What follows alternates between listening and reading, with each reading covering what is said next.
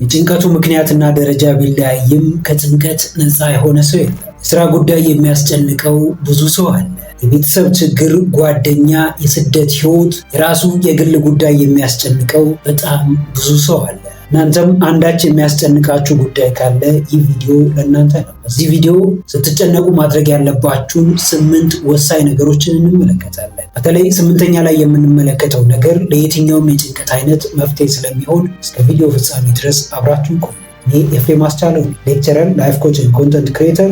ቁም ነገር አዘል ትምህርቶችንና ህይወት ቀያሪ ምክሮችን መከታተል የምትፈልጉ ከሆነ ይህንን ቻናል አሁኑኑ ሰብስክራይብ በማድረግና የደወል ምልክቱን በመጫን ቤተሰብ መሆን ትችላላችሁ። ይህ ቪዲዮም ብዙ ሰዎች ጋር ይደርስ ዘንድ አሁኑኑ ላይክ አድርጋችሁ ጀምሩት። ቀጥታ ወደ ጉዳያችን እንግባ።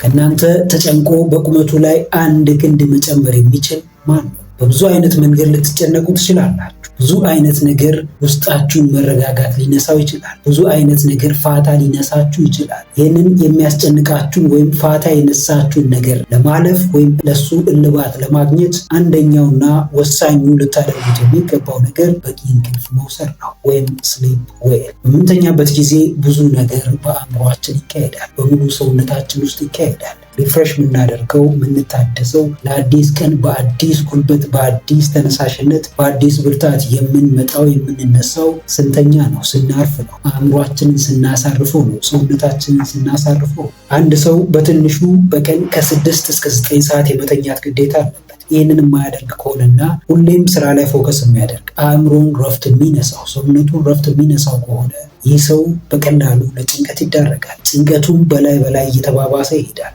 ኦቨርዌልምድ እየሆነ ይመጣል። የመፍትሄ ሰው ከመሆን ይልቅ ችግር ፈጣሪ የሆነ ሰው እየሆነ ይመጣል። ከዛም በላይ ደግሞ ለአእምሮ በሽታም ሊጋለጥ ይችላል። ሰውነቱ ለተለያዩ በሽታዎች በቀላሉ ተጋላጭ ይሆናል። ሰውነታችን ውስጥ ኮርቲሶል የሚባል ስትረስ ሆርሞን አለ። በምትተኙ ጊዜ ወይም ደግሞ ሰውነታችሁ ሪላክስ አድርጎ ረፍት በሚወስድበት ጊዜ ይህ የጭንቀት ሆርሞን እየቀነሰ ይመጣል። በተቃራኒው ግን ለሰውነታችሁ ረፍት የማትሰጡት ከሆነ አእምሯችሁን የማታሳርፉ ከሆነ በተለይ ይሄ ስክሪን ታይማችሁ ሊሚቴሽን ከሌለው ስልክ ላይ ወይም ቲቪ ላይ ወይም ደግሞ ፒሲ ላይ የምታሳልፉት ጊዜ የተገደበ ካልሆነ ይሄ ኮርቲሶል የሚባለው የስትረስ ሆርሞን በብዙ እጥፍ ከፍ እያለ ይመጣል። እሱ ከፍ አለ ማለት ደግሞ በትክክል እንኳን ማሰብ አትችሉ። የሚጠቅማችሁን ውሳኔ እንኳን በነፃነት መወሰን አትችሉ። ለምን? ጭንቀት ውስጥ ናችሁ። ትኩረታችሁ በሙሉ እዛ ጭንቀታችሁ ላይ ነው። የሚያስጨንቃችሁ ነገር ላይ ነው የሚሆነው። ሰዎች ፈልገው አይደለም ግልፍተኛ የሚሆኑ ሰዎች ፈልገው አይደለም በትንሽ ነገር የሚበሳጩ፣ በትንሽ ነገር ትልቅ ጉዳትን የሚያደርሱት። ጀርባቸው ቢጠና በጣም ከፍተኛ ጭንቀት አለባቸው። ከጭንቀታቸው ለመሸሽ ነው ያንን መጥፎ ተግባር የሚያደርጉት። ያ ባህሪም የሚገለጸው ያንን ጭንቀት በሚሸሹበት ጊዜ ነው። በቂ እንቅልፍ የምትወስዱ ከሆነ ከ6 ሰዓት እስከ 9 ሰዓት የምትተኙ ከሆነ አእምሯችሁ ሪፍሬሽድ የሚሆን ዌል ሬስትድ የሆነ በበቂ ሁኔታ የሚያርፍ ከሆነ ሰውነታችሁ ረፍት የሚያገኝ ከሆነ ሙዳችሁ ማስተካከል ትችላላችሁ። ኢሞሽናችሁ ይስተካከላል። ወደ መረጋጋት ትመጣላችሁ። የኮርቲሶል የምንለው የጭንቀት ሆርሞናችሁ እየቀነሰ ይመጣል። የምትወስኗቸው ውሳኔዎች ሁሉ ትክክለኛ ይሆናል። እንዲሁም በተጨማሪ ክሮኒክ ስትረስ የምንለው ወይም ሎንግ ተርም ለረጅም ጊዜ የሚቆይ ስትረስ ካለባችሁ ረፍት ባደረጋችሁ ቁጥር በአዲስ ወኔ ተመልሳችሁ በመጣችሁ ቁጥር ይሄ ክሮኒክ ስትረስ የምንለው በብዙ እጥፍ እየቀነሰ ይመጣል። ስለዚህ በቂ እንቅልፍ ያስፈልጋችኋል። ይህንን በቂ እንቅልፍ ደግሞ የምታገኙት ስኬጁል የሆነ የእንቅልፍ ፕሮግራም ሲኖራችሁ ነው። እንዲሁም ደግሞ ከእንቅልፍ በፊት የምትወስዱትን ስቲሙላንት ወይም ይሄ የሚያነቃቁ ነገሮችን ስትቀንሱ ወይም ሙሉ በሙሉ ስታጠፉ ነው። ለምሳሌ ቡና መጠጣት፣ ሻይ መጠጣት ሊሆን ይችላል። እንዲሁም ደግሞ ስክሪን ላይ ረጅም ጊዜ መቆየት ሊሆን ይችላል። እነዚህ ነገሮች መቀነስ ይኖርባችሁ። እነዚህ ነገሮች ስታደርጉ ጭንቀታችሁ እየቀነሰ ይመጣል። እናንተም መረጋጋት ትጀምራላችሁ። ውስጣችሁን ሰላም ያገኛል። ለሚያስጨንቃችሁ ነገርም በቀላሉ መፍትሄ ማግኘት ትችላላችሁ።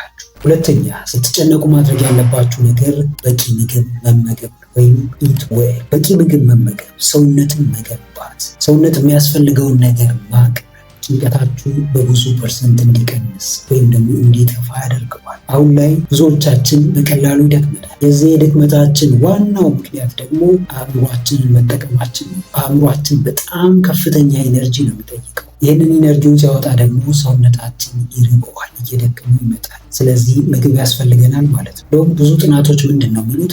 የአሁኑ ሰው ወይም የዘመኑ ሰው በቀላሉ የሚደክመው ብዙውን ነገር አእምሮ ውስጥ ስለሚጨርስ ነው። ይህም ደግሞ የሚሆነው አብዛኛው ስራ የጭንቅላት ጨዋታ ስለሆነ ነው። ጭንቅላት ውስጥ ነው ሁሉንም ነገር የሚጨርሰው። የሆነ ውሳኔ ለመወሰን አእምሮ ውስጥ በጣም ያመዛዝናል፣ ያወጣል፣ ያወርዳል። አንድ ነገር ለመጀመር፣ አንድ ነገር ለማድረግ ደጋግሞ ያስባል። ይህ ሀሳቡ ደግሞ ሲበዛ ወደ ጭንቀት ይሄዳል። ይህን ጭንቀት ወይም ይህን ድካም ለማስቀረት፣ የአእምሮን ድካም፣ የሰውነትን ዝለት ለማስቀረት ምግብ ያስፈልጋል። ልክ አእምሯችን ዶፓሚን እንደሚያመነጨው ሁሉ ሰውነታችንም ሴሮቶኒን የሚባል ኒውሮትራንስሚተር ያመነጫል። ይህ ኒውሮትራንስሚተር ሰውነታችን ደህና እንደሆነ፣ ስሜታችን ጥሩ እንደሆነ የሚያሳየን ኒውሮትራንስሚተር ነው። ይህ ኒውሮትራንስሚተር ደግሞ ሌቭሉ ከፍ እንዲል ከሚያደርጉ ነገሮች ውስጥ አንደኛውና ዋነኛው በቂ ምግብ መመገብ። በቂ ምግብ ስትመገቡ ሰውነታችሁ የሚፈልገውን ኢነርጂ ያገኛል።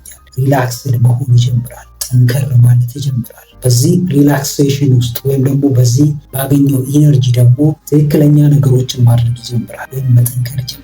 እንዲሁም ከስትረስ ውስጥ የሚወጣበትን ብዙ አይነት መንገዶችን ማሰብ ይጀምራል። ምግብ ደግሞ ስትመገቡ ጀስት ፔይ አቴንሽን፣ ምግባችሁ ላይ ብቻ ፎከስ ማድረግ፣ እዛ ላይ ፎከስ አድርጋችሁ ከምግቡ የምታገኙትን ነገር እያሰባችሁ እዛው ሞመንቱ ላይ መመገባችሁ ሞመንት ላይ ሆናችሁ ጣዕምን ማምጣት። ይህንን ባደረጋችሁ ልክ ስትረሳችሁ እየቀነሰና እየወረደ ይመጣል። ስፔሻሊ ሴሮቶኒን የምንለውን የኒውሮትራንስሚተር አይነት ከፍ ለማድረግ ካርቦሃይድሬቶችን ብንመገብ ሞር ይመከራል። እንዲሁም ደግሞ ቬጂቴብልስ የምንላቸውን ምግቦች ብንመገብ ሞር ኢነርጃይዝድ እየሆን ይመጣል።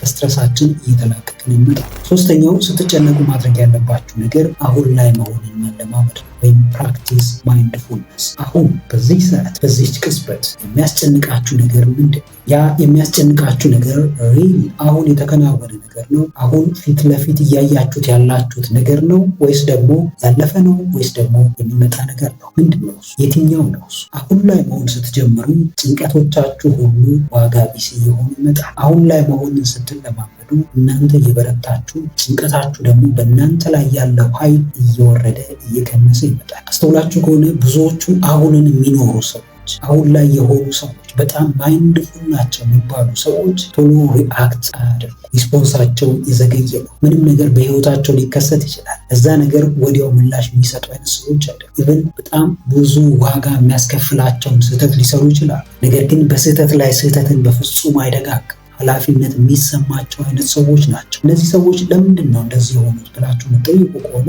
አሁን ላይ ናቸው። አሁን ላይ ሲሆኑ ያለፈውን ይተዋሉ፣ የሚመጣውን ይተውታል። ያለፈው ማያስጨንቃቸው፣ የሚመጣው ማያስጨንቃቸው። ዋናው ትኩረታቸው አሁንና አሁን ላይ ብቻ ነው። አሁን ምን ማድረግ ይችላሉ? የሚመጡ በጣም ብዙ ነገሮች ይኖራሉ፣ ያለፉ በጣም ብዙ ነገሮች ይኖራሉ። እነዛን ያለፉትን ነገሮች አክሰፕት ከማድረግ ይጀምራል። ለሚመጡት ነገሮች ደግሞ አሁን ላይ ሆነው አሁን ምን ማድረግ እንደሚችሉ ማሰላሰል ይመርጣል። አሁን ላይ ስትሆኑ ለአእምሯችሁ የሚያስብበትን ጊዜ ትሰጡታላችሁ። አሁን ላይ ስትሆኑ ሞር ሰልፍ አዌርድ ትሆናላችሁ። የራስ ግንዛቤያችሁ ከፍ እያለ ይመጣል። ስለ ራሳችሁ ጠለቅ ያለ እውቀት ይኖራችኋል። አሁን ላይ ስትሆኑ ራሳችሁን ለመቀበል አትቸገሩ። አሁን የሆነውን ብቻ ነው የምትቀበሉት። ያለፈው አልፏል፣ የሚመጣው ይመጣል። እስከዛ ድረስ ግን ከራሳችሁ ጋር ሰላም ስለመሆን ስላላችሁ ነገር ስለጎደላችሁ ሳይሆን ስለተሰጣችሁ፣ ስለጠፋባችሁ ነገር ሳይሆን አሁን በእጃችሁ ስላለው ነገር ነው የምታስቡት። ያንን በእጃችሁ ያለውን ነገር ደግሞ ተጠቅማችሁ ምን ማድረግ እንዳለባችሁ ነው ደጋግማችሁ የምታሰላስሉት። ከዚህ በተጨማሪ ደግሞ አሁን ላይ ስትሆኑ ኢሞሽናል ሬጉሌሽናችሁ በጣም እየጨመረ ይመጣል። ስሜታችሁን መቆጣጠር ትጀምራላችሁ። ራሳችሁን መግዛት ትጀምራላችሁ። ያ የሚያስጨንቃችሁ ነገር አይደለም የሚነዳችሁ። ለምሳሌ አሁን የሚያስጨንቃችሁ አንድ ትልቅ ጉዳይ ቢኖር እዛ ጉዳይ መፍትሄ ለማምጣት የግድ አሁን ላይ መሆን ይኖርባችኋል። ስሜታችሁን መቆጣጠር ይኖርባችኋል። በጭንቀታችሁ መነዳት ሳይሆን እናንተ ለጭንቀታችሁ መውጫ መንገድን ትፈልጉለታላችሁ። ያ የእናንተን ብርታት ነው የሚያሳየው። ያ የእናንተን ጥንካሬ ነው የሚያሳየው። እያንዳንዱ ከጭንቀታችሁ ጋር የምታሳልፉት ጊዜ የአእምሯችሁን የማሰብ የማሰላሰል እንዲሁም ደግሞ ትክክለኛ ውሳኔ የመወሰን አቅምን ይወስናል። እሱን ማስተካከል የምትፈልጉ ከሆነ ጀስት አሁን እንዳልኳችሁ አሁን ላይ መሆንን አትወቁ። የሚያስጨንቃችሁ ያለፈ የሚሆን የሚመጣ ነገር ቢሆን አሁን ላይ ስትሆኑ ነው ለሁለቱም መፍትሄ ማበጀት የምትችሉት። አራተኛው ላይ ደርሰናል። አራተኛው ስትጨነቁ ማድረግ ያለባችሁ ነገር ለሚያስደስታችሁ ነገር ጊዜ መስጠት ወይም ኢንጌጅ ኢን ሆቢስ። ሁሉም ሰው የሚያስደስተው ነገር አለ። ሁሉም ሰው ሪፍሬሽ የሚያደርገው የሚያነቃቃው የሚያበረታታው ነገር አለ። አብዛኛው ሰው ግን የሚያስደስተውን ነገር እዚህ ጋር ያስቀምጣል፣ ከማያስደስተው ነገር ጋር ይታገላል።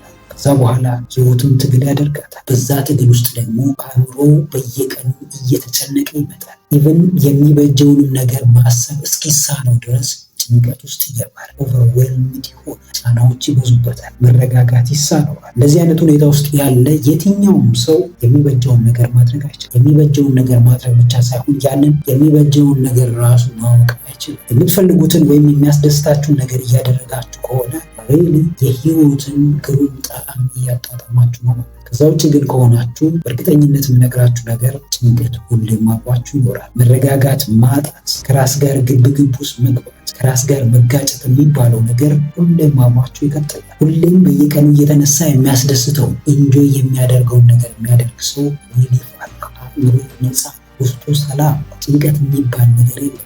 አንዳንድ ሰዎች እንደውም ምን ያደርጋሉ? የሚያስደስታቸው ነገር ብለው ወይም ለደስታቸው፣ ለመረጋጋታቸው፣ ለስሜታቸው፣ ለሜንታል ፊዚካል ሄልዛቸው ብቻ ብለው ብዙ በጣም ትልቅ የሚባል ደሞዝን ወይም ክፍያ ያለውን ስራ ይተውታል። ይህ ልክም ሊሆን ይችላል፣ ልክም ላይሆን ይችላል። ነገር ግን ዋናውና የሚቀድመው ትልቁ ነገር ከጭንቀታችሁ መውጣት፣ በጭንቀታችሁ እልባት ማግኘት ነው። ከጭንቀት ስትወጡ ብቻ ነው ህይወታችሁን በምትፈልጉት መንገድ መምራት የምትችሉት። ለሚያስደስተን ነገር እንዴት ነው ጊዜ የምንሰጠው ካላችሁ፣ ለምሳሌ ፖዚቲቭ ዲስትራክሽን የምንለው ነገር ጭንቀታችሁን በአዎንታዊ መንገድ መረበሽ።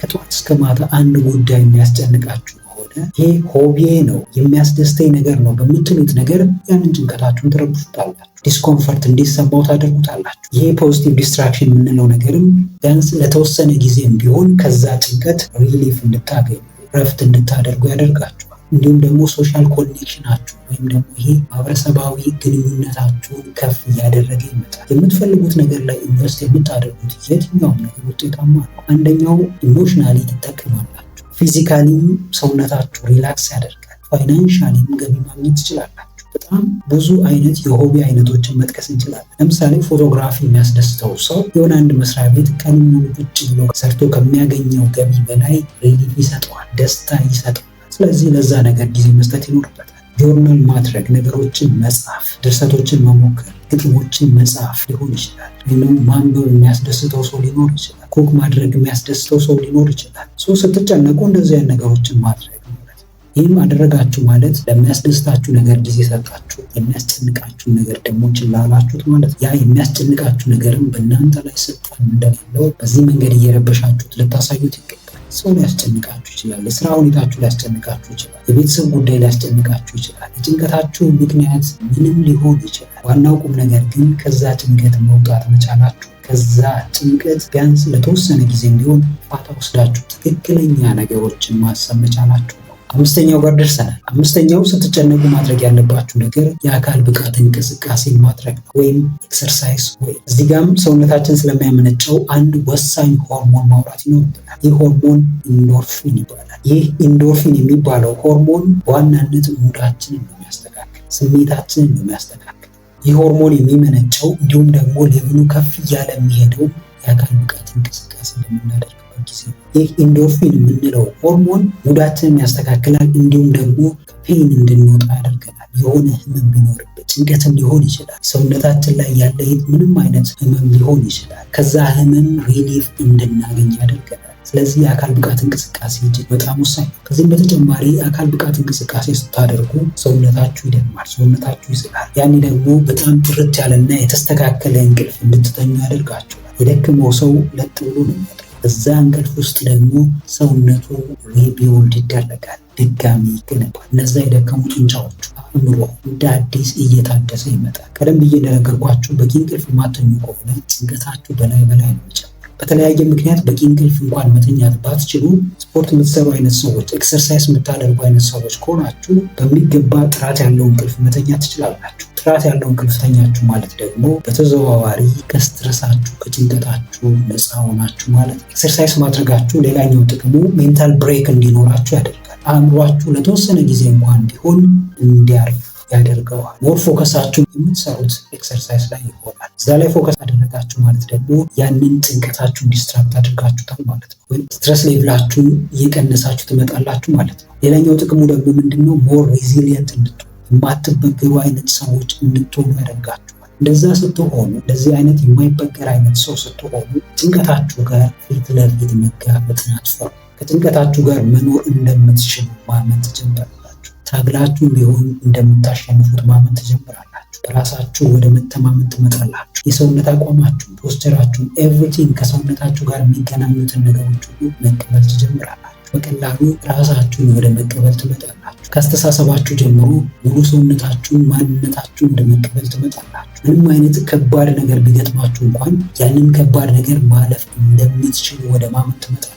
ብዙ ጊዜ እንደውም አስተውላችሁ ከሆነ ወንዶች ልክ ብሬክአፕ በሚፈጠርበት ጊዜ ወዴት ነው የሚሄዱት? ለጂም ቤት ነው የሚሄዱት። እዛ ሄደው ምንድን ነው የሚያደርጉት?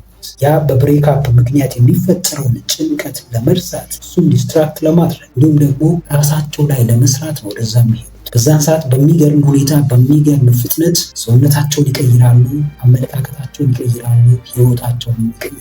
የሚያስጨንቃችሁ የትኛውም ነገር ቢኖር ኤክሰርሳይዝ እያደረጋችሁ ኢንዶርፊን የሚባለውን ሆርሞን ከፍ እያደረጋችሁ ሙዳችሁን ማስተካከል ትችላላችሁ።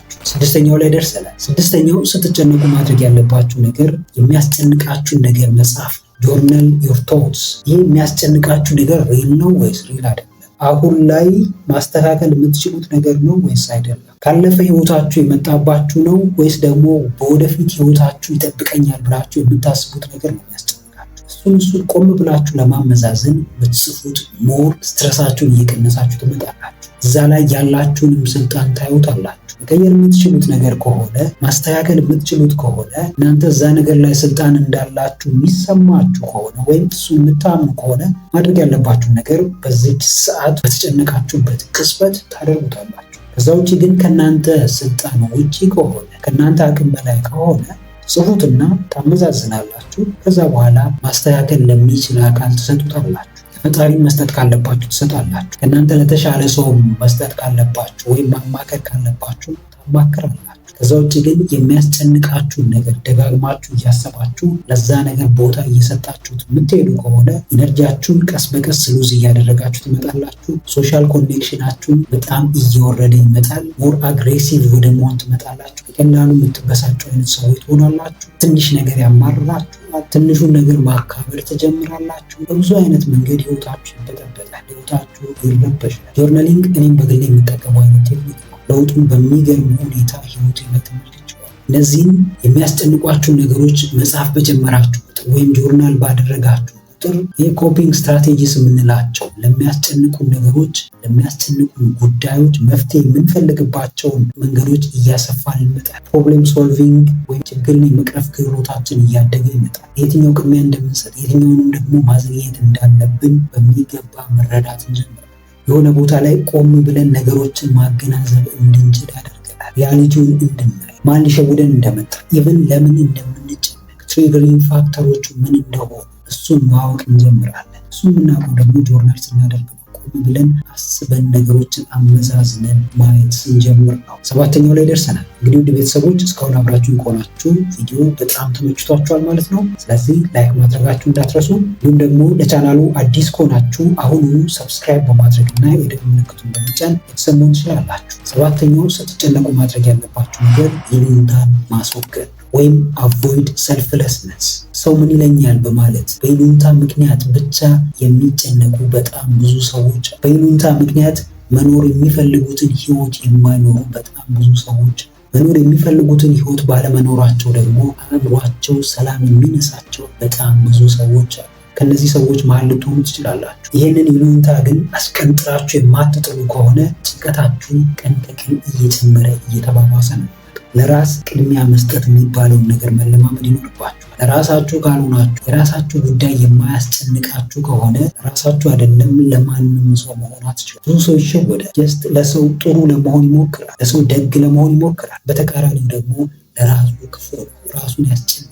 የራሱ አሮባት የሰው ታማስላለች የሚባል አባባል አለ። የራሱ መቅረፍ ያለበት የግል ጉዳይ ያለው የራሱን እንደዛው አስቀምጦ የሰው ጉዳይ ውስጥ ሄደ። ሰው ምን ይለኛል ከማለት፣ ሰው ይቀየመኛል ከማለት ነው የሚያደርገው። ይህንን እያደረገ በሄደ ቁጥር ደግሞ ወደ ራሱ ህይወት ሲመለስ፣ ራሱን ሲመለከት፣ ራሱን መመዘን ሲጀምር ጭንቀቱ ተባብሶ ያገኘዋል። ውስጡ ሰላም አጥቶ ያገኘዋል። ከራሱ ጋር እንኳን ቁጭ ብሎ መነጋገር እስኪያቅተው ድረስ ሊቸገር ይችላል። ጭንቀታችሁ ለመውጣት፣ ለሚያስጨንቃችሁ ነገር መፍትሄ ለማግኘት ይሄ ሰልፍ ኬር የምንለው ራስን መንከባከብ የምንለውን ነገር ማስቀደም ይኖርባል። ራሳችሁን መንከባከብን ከምንም ነገር በላይ የምታስቀድሙ ከሆነ ስለ ሰዎች ሀሳብ፣ ስለ ሰዎች ትችት፣ ስለ ሰዎች ጭብጨባ ምንም ግድ አይሰጣችሁ። ራሳችሁን መንከባከብ ስትጀምሩ ሜንታል ሄልዛችሁን፣ ፊዚካል ሄልዛችሁን መንከባከብ ትጀምራላችሁ። ወደ ራሳችሁ ስትመለሱ ይሄ ይሉኝታ የሚባለውን ነገር ስታስወግዱ ባውንደሪ ታስቀምጣላችሁ ወይም ገደቦችን ታስቀምጣላችሁ። ለምሳሌ እምቢ ማለት ያለባችሁን ነገር እሺ ብላችሁ አእምሯችሁን ሰላም ከምትነሱት እምቢ ማለት ያለባችሁን ነገር እምቢ ማለትን ትጀምራላችሁ።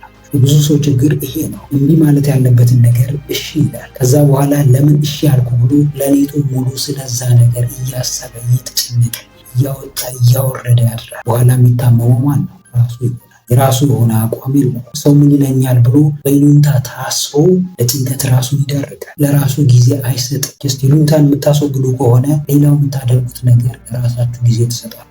ታይማችሁን በሚገባ ትጠቀሙታላችሁ። መስራት ያለባችሁ ነገር ኖሮ የሆነ ሰው ለራሱ ጉዳይ የሚጠራችሁ ከሆነ መስራት ያለብኝ ነገር አለ ብላችሁ በግልጽ ትነግሩታላችሁ እንጂ ዝም ብላችሁ ተነስታችሁ መስራት ያለባችሁ ነገር እርግፍ አድርጋችሁ ጥላችሁ አትሄዱ። ይህንን የምታደርጉ ከሆነ ግን ጭንቀቱ ተከትሏችሁ ይሄዳል። ለምን ይህንን አደረግኩ? ውስጣችሁ ልክ እንዳልሆነ ያውቀዋል። ስለዚህ በተደጋጋሚ ይወቅሳችኋል።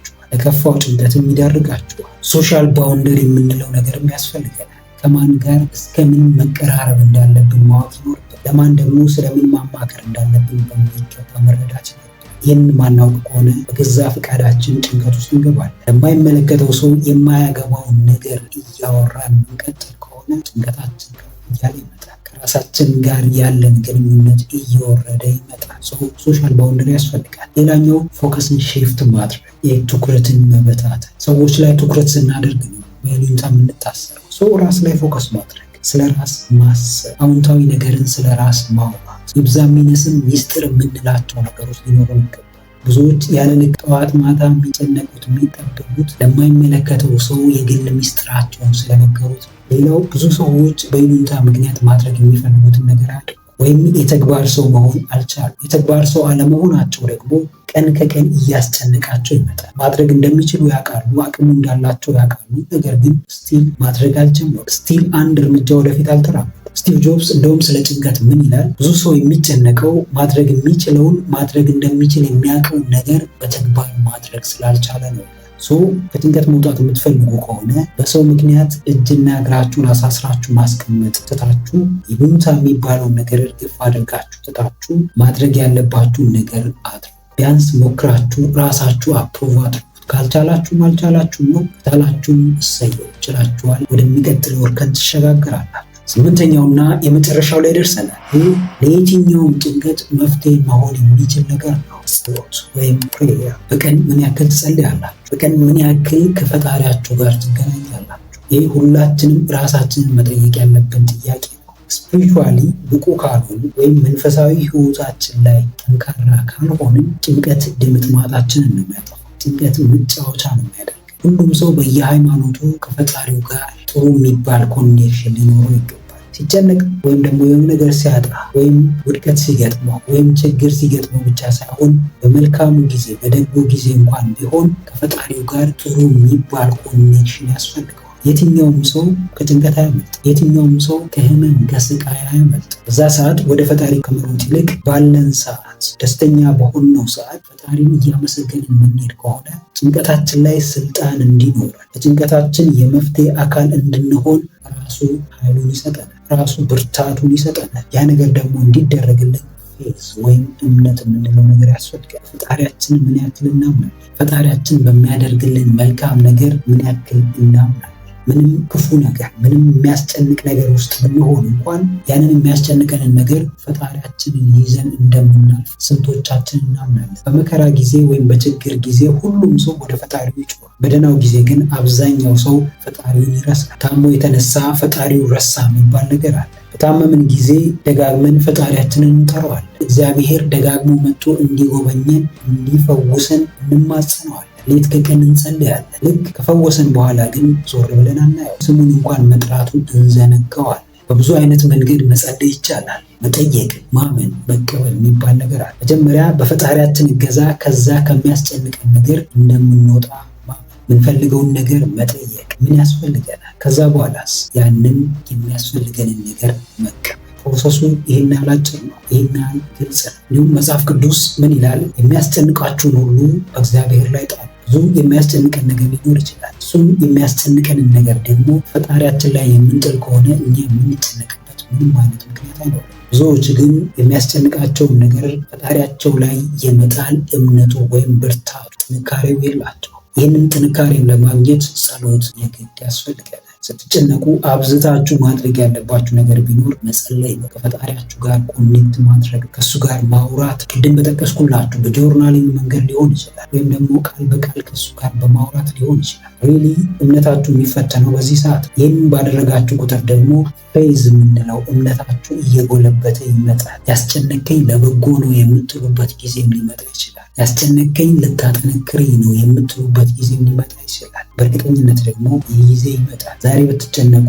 ጭንቀታችሁ ከነገ አልፍ። ዛሬ ህመም ውስጥ ብትሆን፣ ዛሬ መረጋጋት ቢሳናችሁ፣ ውስጣችሁ ሰላም ቢያጣ፣ ይህ ሰላም ማጣት፣ ይህ አለመረጋጋት ማብቂያ አለው። ማብቂያው ዛሬ ወይ ነገ ሊሆን ይችላል፣ ወይም ተነገ ወዲያ ሊሆን ይችላል፣ ወይም ከዓመት በኋላ ሊሆን ይችላል። ምንም አይነት ቋሚ ነገር ሁላችንም እናውቀዋለን። ያስጨነቀን ይሄ ነው እንዴ የምንልበት ጊዜ አለ። ብዙ ነገር አልፈናል። ብዙ ነገር ማለፋችን አይቀርም። ብዙ የሚያስጨንቁ ነገሮችን መምጣታቸው አይቀርም። ምንም አይነት ቋሚ ነገር በዚህ ምድር ላይ የለም። ስለዚህ የሚያስጨንቃችሁን ነገር ሁሉ ለፈጣሪያችሁ ስጡ። በዛ ምትክ እናንተ አመስጋኝ ስትሆኑ የምታመሰግኑበት ነገር ይጨመርላችሁ። እንግዲህ ትንሹን ነገር እንኳን መቀየር የማትችሉ ከሆነ ስለምን በሌላ ትጨነቃላችሁ?